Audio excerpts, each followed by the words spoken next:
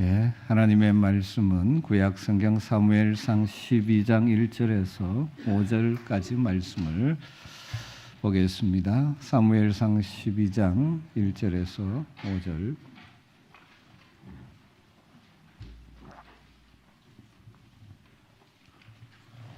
말씀을 한 절씩 교독하겠습니다. 사무엘이 온 이스라엘에게 이르되 보라, 너희가 내게 한 말을 내가 다 듣고 너희 위에 왕을 세웠더니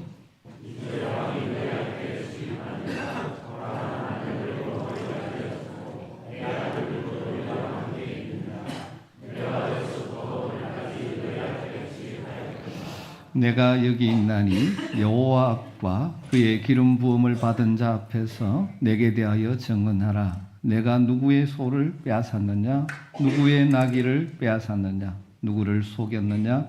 누구를 압제하였느냐? 내 눈을 흐리게 하는 뇌물을 누구의 손에서 받았느냐? 그리하였으면 내가 그것을 너희에게 갚으리라 하니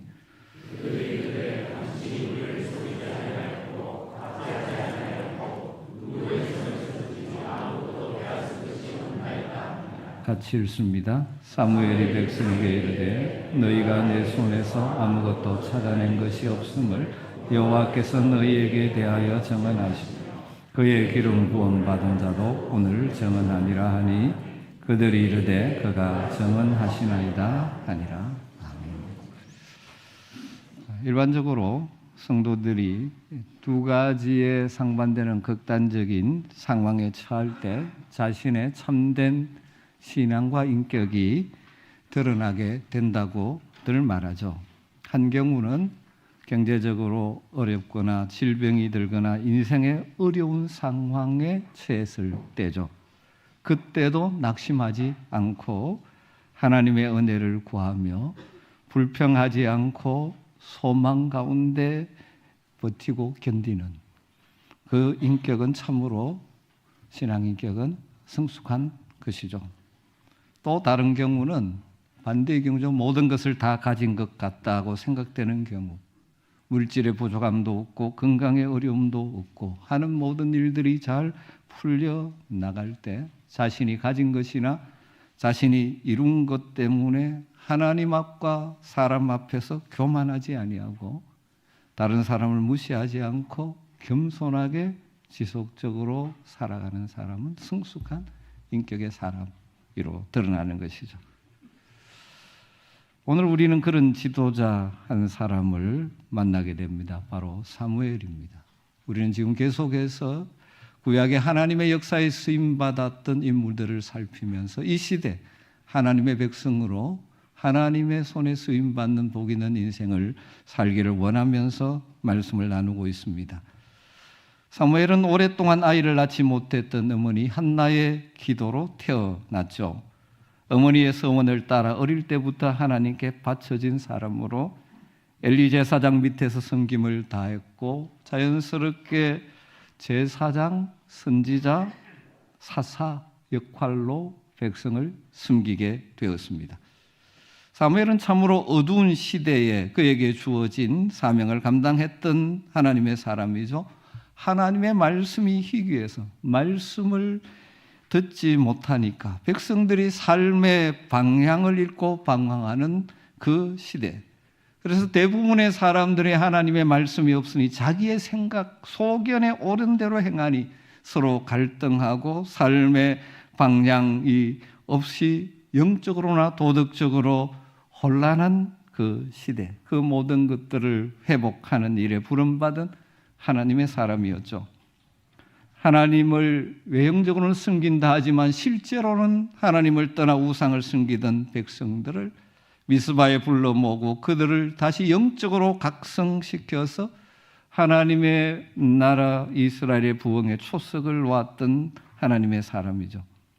정치적으로는 강력한 블레셋의 압제 속에 흐드기던 이스라엘 백성들, 백성의 지도자들은 하나님에 대해서 무식해서 결국 하나님의 법궤마저도 블레셋에게 빼앗겼던 그 시대에 다시금 하나님의 도우심을 받아 나라를 회복하고 블레셋의 압제로부터 백성을 건져낸 그 시대의 지도자였죠.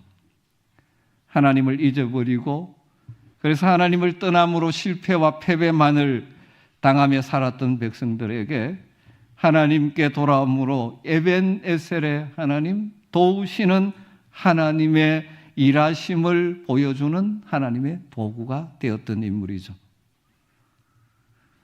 사무엘이 노년이 되었어도 오늘 말씀 보면 하나님과 사람 앞에서 인정받은 사람이죠.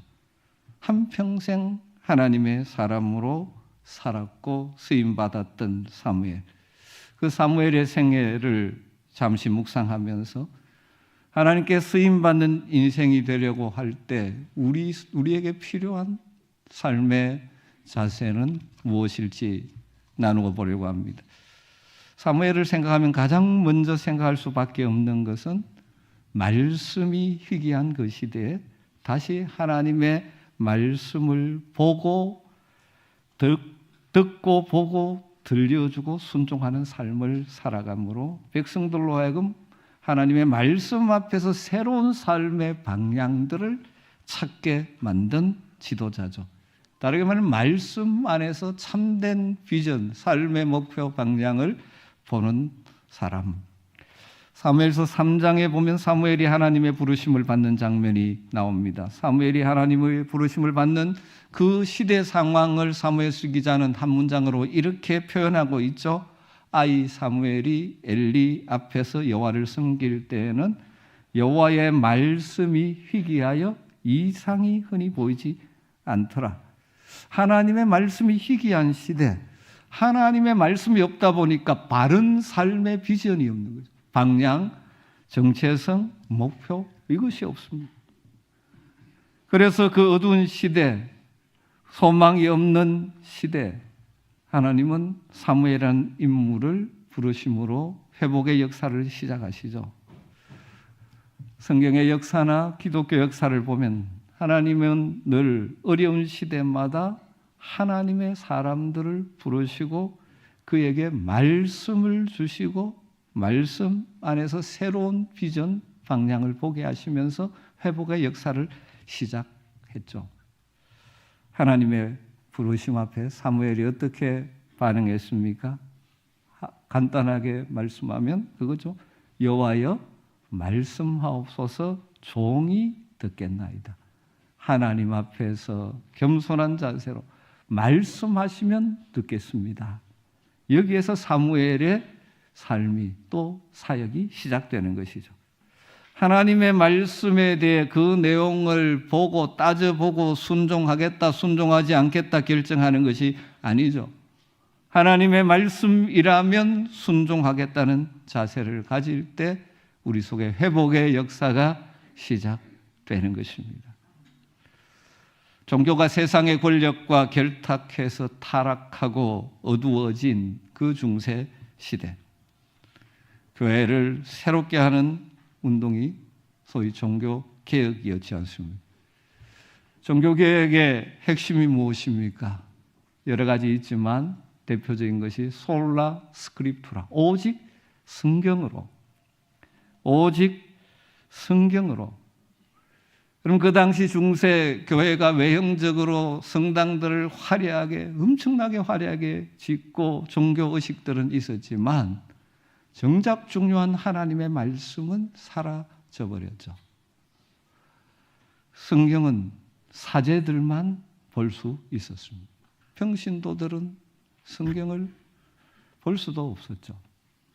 그리고 미사도 라틴어로 드리니까 무슨 말인지도 모르면서 그냥 의식에 동참하고 있던 그 시대. 그러다 보니 삶의 진짜 바른 방향과 목적이 없고 비전이 없으니 사회와 교회는 무너지고 있던 그 시대. 다시 종교개혁자들이 오직 말씀으로, 마틴 루터가 성경을 독일어로 자국어로 번역해서 모든 성도의 손에 성경을 들려주면서 회복의 역사가 시작된 것이죠. 마찬가지입니다. 하나님 말씀 앞에서 개인이나 교회가 하나님의 뜻을 깨닫고 비전을 깨닫고 그 말씀에 다시 삶을 재조정할 때 회복과 부흥의 역사가 일어나는 것입니다. 사랑하는 성도 여러분, 하나님께서 저와 여러분을 이 시대에 하나님의 백성으로 불러주셨습니다. 여러분, 우리 인생이 그냥 사라지는 인생이 아니라 크든 작든 어떤 영역에 쓰든지 하나님께 쓰임받는 복된 인생을 살아가야 하지 않겠습니까? 하나님이 허락하신 그 삶의 현장에서 하나님의 도구로 쓰임받고 사는 것, 참으로 가치 있는 인생이죠. 그러기 위해서는 우리는 하나님의 말씀을 들을 줄 알아야 합니다.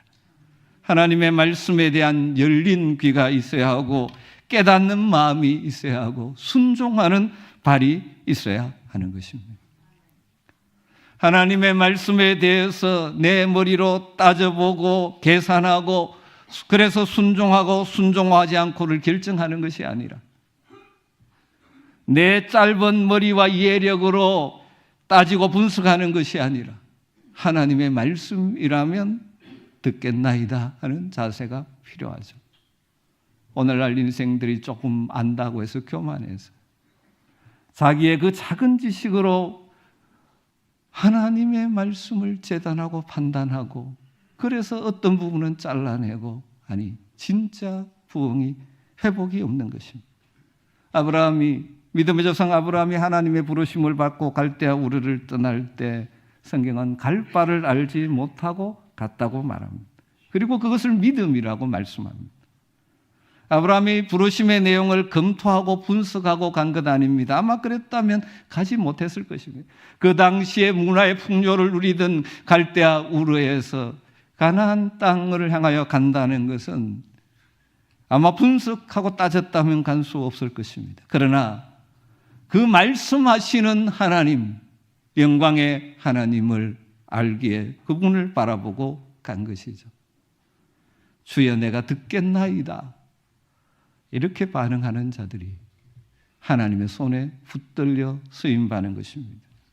사무엘은 그 시대에 하나님께 귀하게 쓰임받는 지도자로 살아갈 수 있던 것은 늘 말씀을 듣고 순종하는 삶을 살았고 그와 하나님께서 함께해 주셨기 때문이죠. 사무엘의 생애를 전체적으로 요약한 사무엘서 3장 19절 20절이 이렇게 표현합니다. 사무엘이 자라매 여호와께서 그와 함께 계셔서 그의 말이 하나도 땅에 떨어지지 않게 하시니 단에서 브엘세바까지 온 이스라엘이 사무엘은 여호와의 선지자로 세우심을 입은 줄 알았더라. 사무엘의 말은 하나님의 말씀을 대언하신 말이라는 걸 알았다는 것이죠. 그래서 사무엘은 그 하나님의 말씀에 근거해서 백성들에게 삶의 방향을 제시하고 스스로 말씀에 능동적으로 순종하는 삶을 살았던 것입니다. 여러분, 그때나 지금이나 하나님의 역사는 하나님의 말씀에 근거해서 그리고 때를 따라주시는 말씀에 능동적으로 순종하는 사람들을 통하여 이루어지는 것입니다. 사무엘상 12장 23절을 보면 사무엘이 일평생 또 한 나라의 정신적인 지도자로 살아갈 수 있었던 비결 한 가지를 발견하게 됩니다. 그것은 기도를 쉬지 않는 자였기 때문입니다. 나는 너희를 위하여 기도하기를 쉬는 죄를 여호와 앞에 결단코 범하지 아니하고 선하고 의로운 길을 너희에게 가르치실 것인자. 사무엘은 기도를 쉬는 것이 죄라고 표현하면서 결코 그러지 않겠다. 기도의 사람으로 살겠다라고 고백하고 있는 것이죠. 사무엘에 관해 말할 때 그의 사역과 삶에 대해서 이야기할 때 기도가 차지하는 위치는 너무나 중요하죠. 사무엘은 어머니 한나의 기도로 태어났습니다. 기도 속에 자랐습니다. 그리고 인생의 전반기는 성전 기도하는 집에서 보냈습니다. 그래서 E.M. 바운즈라는 분은 이렇게 표현했죠. 기도하는 한나가 있었기에 기도하는 사무엘이 있다. 그리고 기도하는 자는 기도하는 가정에서 나온다. 사랑하는 성도 여러분, 여러분의 가정, 여러분의 자녀들이 정말 하나님께 쓰임받는 복 있는 인생을 살기를 원하십니까? 먼저 여러분이 기도의 사람이 되시기를 주님으로 축원합니다. 여러분이 인생을 살면서 크고 작은 어려움의 때마다 기도로 이겨나가는 부모의 이 모습은 자녀들이 기도로 인생을 승리할 수 있는 그 삶의 근본을, 뿌리를 가지게 되는 것입니다. 이스라엘이 위기에 빠졌을 때 사무엘이 첫 번째로 취한 방법이 기도하는 것입니다. 사무엘상 7장을 보면 블레셋이 침공에 들어옵니다. 그 위협 앞에 떠는 백성들에게 6절에 온 이스라엘은 미스바로 모이라. 내가 너희를 위하여 여호와께 기도하리라. 블레셋의 침공 앞에, 위기 앞에 사무엘이 선택한 것은 기도하는 일입니다. 그리고 백성들은 사무엘의 기도의 능력을 신뢰했습니다. 8절에 보면 이스라엘 자손이 사무엘에게 이르되 당신은 우리를 위하여 우리 하나님 여호와께 쉬지 말고 부르짖어 우리를 블레셋 사람들의 손에서 구원하시게 하소서.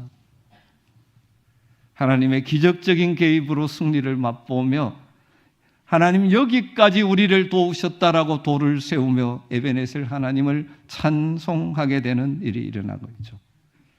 백성들이 하나님의 뜻에 불순종해서 우상을 숭배할 때도 사무엘은 그 백성들이 그 어리석음을 깨닫고 돌아오기를 위해서 기도했죠.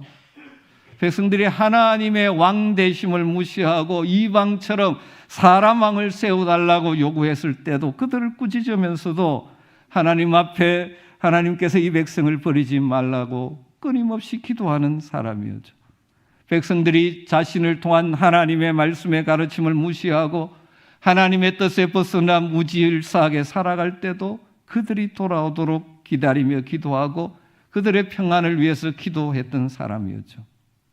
우상 숭배로 하나님의 진노 앞에 있는 백성들을 용서해달라고 자기 생명을 내놓고 기도한 모세처럼 자신을 십자가에 못 박게 한 사람들의 죄를 저희에게 돌리지 말고 용서해달라고 기도했던 예수님의 고결한 기도의 모습이 사무엘에게도 묻어나는 것 같습니다. 그러기에 시편 기자가 사무엘을 모세와 함께 위대한 중보 기도자, 백성을 위한 기도자로 분류하고 있는 것은 조금도 이상한 일이 아니죠. 시편 99편 6절에 보면 그의 제사장 중에는 모세와 아론이 있고 그의 이름을 부르는 자들 중에는 사무엘이 있도다. 그들이 여호와께 간구하며 응답하셨도다. 그래서 시편 기자가 하나님께 기도하며 백성을 대표하여 기도하는 역할을 했던 대표적인 인물로 모세와 아론 그리고 사무엘을 들고 하나님께서 그들의 기도에 응답하셨다라고 증언하고 있는 것이죠. 사랑하는 성도 여러분, 누가 지속적으로 하나님의 도우심을 입으며 삶의 현장에서 하나님의 뜻을 이루는 하나님께 쓰임받는 인생을 살 수 있겠습니까? 기도하는 사람입니다. 기도하기를 쉬지 않겠다라고, 기도를 쉬는 죄를 범하지 않겠다고 결심하고 무릎을 꿇는 사람들입니다. 여러분, 기도하지 않은 사람은 교만한 사람이죠. 기도하지 않는다는 것은 내 능력으로 살 수 있다라고 착각하는 교만한 사람. 그 한계성 있는 인간의 능력으로 살겠다고 하는 사람들이죠. 여러분, 우리의 능력으로는 할 수 없지만 기도한다는 것은 하나님의 무한한 능력을 드리고 하나님의 능력의 손, 선한 손의 도우심을 드리봄으로 세상을 이기며 살겠다는 삶의 자세지 않습니까? 사랑하는 성도 여러분, 기도의 무릎을 꿇는 기도의 사람들이 되시기를 주님으로 축원합니다. 기도를 잃어버리고 있지 않습니까? 지속적으로 하나님의 도우심과 하나님의 함께하심을 경험하며 하나님이 보내신 여러분의 삶의 가정에서나 일터에서 하나님의 뜻을 이루는 동로, 도구가 되기를 원한다면 기도의 사람들이 되시길 주님으로 축복합니다. 세 번째로 오늘 본문 사무엘서 12장을 보면 사무엘이 일평생 동안 하나님과 사람 앞에서 인정받는 사역을 감당할 수 있었던 또 하나의 중요한 삶의 모습을 발견할 수 있습니다. 그것은 그에게 맡겨진 사역을 감당하면서 항상 사적인 욕심, 개인적인 욕심이 없이 일했다는 것이죠. 다시 다르게 표현하면 사무엘은 자신에게 있는 힘과 영향력, 하나님 주신 권위, 힘을 자신을 위해 남용하지 않았고 주어진 권위와 힘을 하나님의 뜻을 따라 백성을 위해 사용하는 깨끗하고 신실한 지도자였다는 것이죠. 그 시대 사무엘에게 주어진 역할이 무엇입니까? 그는 제사장이었습니다. 제사장은 하나님과 백성 사이의 중보자예요. 또 그는 선지자였죠. 하나님의 말씀을 대언하는 대언자였습니다. 뿐만 아니라 사사 역할을 했습니다. 재판관이죠. 다스리는 자죠. 아직 왕이 없을 때 왕의 역할을 하는 자. 이 구약의 중요한 세 가지 직책을 다 함께 가지고 있던 자가 사무엘입니다. 그런 위치에 있으면 추정컨대 아마 이 힘을 빌어서 잘 돼 보려고 하는 여러 사람들의 청탁이 있었을 것이고, 그래서 사무엘도 표현해도 내가 누구에게 뇌물을 받은 적이 있느냐 그렇게 표현. 소와 나귀를 뇌물로 가져와 주면서 자기에게 유리한 재판을 해달라고 부탁한 사람이 있었을 수도 있죠. 또 왕의 측근이 될 수 있도록 다리를 놓아달라고 요즘식으로 봉투를 들고 오는 사람도 있을 법하죠. 그러나 그 모든 일에 깨끗한 삶을 살았다는 것이죠. 어느 누구도 이 부분에서는 사무엘을 책잡지 못한 그런 삶을 살았죠. 이제 사무엘이 나이가 들어서 사울을 왕을 세운 후에 이제 공적인 사역에서 물러날 때 고백하는 것이 오늘 12장의 내용인데 3절에 그가 이렇게 고백합니다. 내가 여기 있나니 여호와 앞과 그의 기름 부음 받은 자, 기름 부음 받은 왕이죠. 왕 앞에서 내게 대해 증언하라. 내가 누구의 소를 빼앗았느냐, 누구의 나귀를 빼앗았느냐, 누구를 속였느냐, 누구를 압제하였느냐, 내 눈을 흐리게 하는 뇌물을 누구의 손에서 받았느냐, 그리하였으면 내가 그것을 너희에게 갚으리라 하니. 여러분, 이런 지도자가 정말 필요한 시대이지 않습니까? 한평생 모든 일을 자기에게 주어진 권위와 힘, 영향력을 자신의 욕심을 채우기 위해서는 사용하지 않고 그 주신 뜻을 따라 평생 사용했다. 여러분, 우리는 이 땅에서 타락한 인생이기에 어떻게든 편법을 쓰서라도 자신의 유익을 취하려고 하고, 그래서 소위 힘 있다고 하는 사람들에게 줄을 대고 뇌물을 갖다 붙이고 그렇게 해서 뭔가 하려고 하는 시대, 또 그것을 이용해서 자신의 부를 축적하고 자신의 영달을 하는 그런 지도자들 때문에 가슴 아파하는 시대를 우리가 살아가고 있지 않습니까? 사랑하는 성도 여러분, 저는 우리 아멘교회 성도분들이 하나님이 허락하신다면 여러분의 삶의 현장에서 더 큰 영향력을 미칠 수 있는 능력 있는 사람들이 되었으면 참 좋겠습니다. 그러나 더 중요한 것은 하나님 여러분을 어디에 두시든지 그 일을 통해서 자신의 욕심이나 이익을 추구하겠다고 권력을, 힘을 잘못 사용하는 어리석은 자는 한 사람도 없었으면 좋겠습니다. 내게 있는 힘을 이용해서 내 욕심을 채우고 내 욕망을 채우고 또 그러기 위해서 여러 가지 편법을 사용하고 하는 그런 타락한 세상의 가치관을 따르는 것이 아니라 모든 것이 하나님의 손에 있음을 알기에 겸손하게 내게 주어진 영향력을 잘 선용함으로 우리가 그곳에 있음으로 인해서 그곳에 하나님의 뜻이 이루어지고 그 주변 사람들이 하나님의 복을 받게 되는 통로가 되었으면 좋겠습니다. 여호와께서 요셉과 함께 하시며 포디바지주의 복이 맺듯이 여러분의 일터와 삶의 현장 속에서 여러분에게 주어진 힘, 권위, 능력을 제대로 사용함으로 여러분 통하여 그곳에 하나님의 뜻이 이루어진다면 얼마나 복 있는 삶이겠습니까?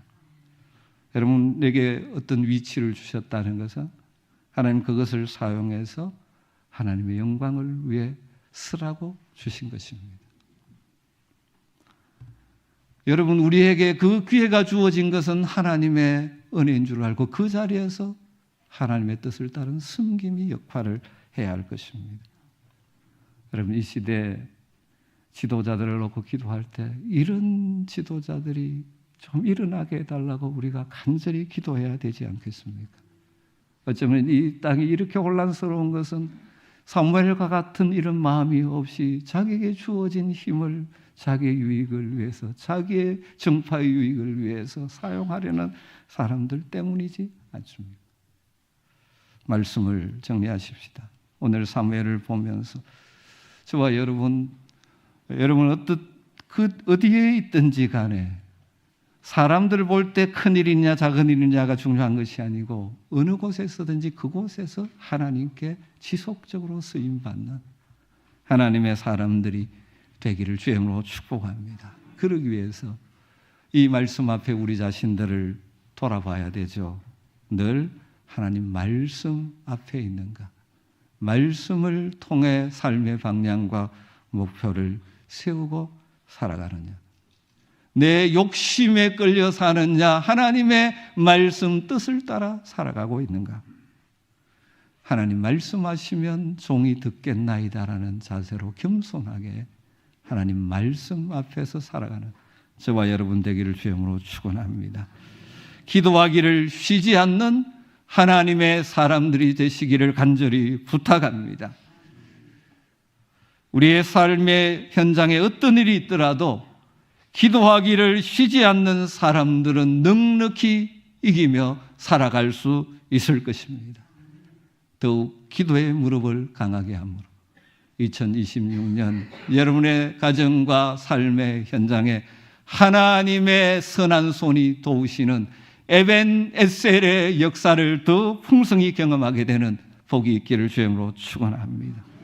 그리고 여러분 있는 그 자리에 여러분이 주어진 힘, 영향력이 있다면 결코 개인의 욕심을 위해서가 아니라 공동체 유익을 위해서 하나님의 뜻을 위해서 잘 순종할 줄 아는 신실한 사람으로 살아갈 수 있기를 주님으로 축복합니다. 우리 모두가 이런 삶을 늘 추구해 갈 때 하나님 우리와 함께 해 주시고 우리의 인생의 걸음 뒤에는 선한 열매들을 남기게 해 주실 줄 믿습니다. 그리고 오늘 이 말씀 붙들고 이 나라 이 민족의 지도자들을 위해 또 교회의 지도자들을 위해서도 사무엘과 같은 지도자들이 세워지고 일어나기를 간절히 기도해 주신다면 이 땅의 교회들과 이 나라가 다시 회복의 길을 걸어갈 수 있지 않을까 생각합니다. 이런 기도의 사람들이 되시기를 주의 이름으로 축복합니다. 기도하겠습니다. 하나님, 우리를 부르시고 영광스러운 하나님의 자녀 삼으시며 우리를 통하여 일하기를 원하시는 하나님 앞에 다시 한번 우리의 믿음의 대선배 사무엘을 묵상하면서 우리에게 주시는 주님의 마음을 가슴에 담습니다. 늘 말씀 앞에 겸손히 순종하는 하나님의 사람들 되게 하여 주시옵소서. 기도하기를 쉬는 죄를 범하지 않겠다는 결단을 가지고 기도의 무릎을 꿇음으로 삶의 다양한 형편들을 뛰어넘어 하나님의 선한 손이 도우시는 에벤에셀의 역사를 경험하며 살게 하여 주시옵소서. 우리에게 어떤 힘이나 영향력이 주어진다면 나를 위해 사용하지 않고 하나님의 뜻을 따라 제대로 사용할 줄 아는 신실한 하나님의 사람들 되게 하여 주시옵소서. 예수님의 이름으로 기도드리옵나이다. 아멘.